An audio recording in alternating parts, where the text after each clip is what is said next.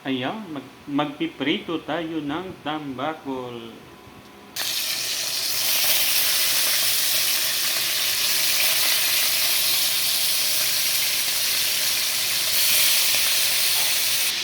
Ayan, magpiprepare tayo ng mga gulay. Ayan, bell pepper. May carrots, may luya, may sibuyas, at saka bawang. Pula-pula magandang laman, tanawa niya o maluto pilawi. Hindi magod ka maghulat ba? Paghulat kay pag maluto na siya. Kaya tinang lamia kaayo. Naunsa man oy. Ito yung ihalo natin sa isda. May toyo, may asin, may asukal, may vinegar, may paminta, bell pepper, carrots, and then kamatis, bawang, luya, sibuyas. Ayan, antay na lang natin maluto yung isda para maumpisa na natin pag-gisa. Ayan, yung pinagprituhan, no? Bawasan lang natin ng konting mantika. Tapos, dyan na natin igigisa yung ating mga pangsahog. Tara, lagay na natin yung bawang at saka luya.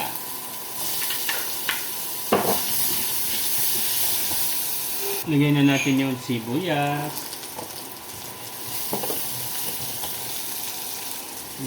Lagyan na natin yung kamatis. Lagyan na natin yung bell pepper at saka carrots.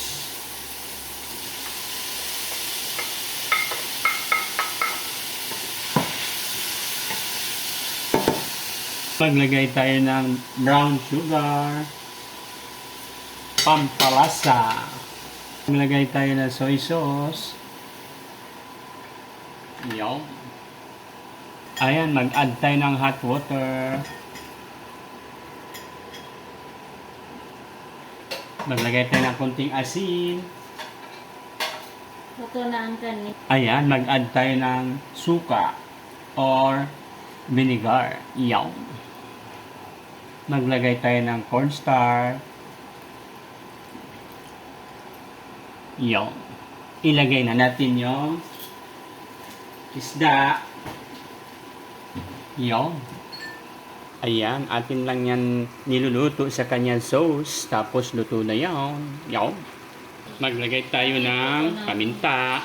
Pinakahuling ingredient.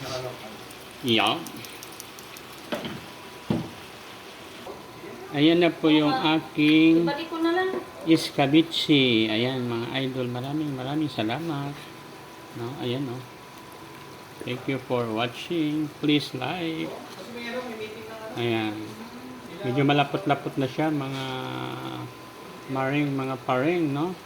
Ayan na pa yung aking tambakol na escabeche. Pinirito muna siya, no?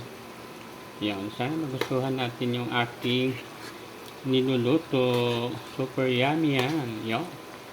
Thank you for watching. Bye-bye. Try nyo ng ganitong luto. Super masarap sa tanghalian. Yan na siya. Thank you for watching.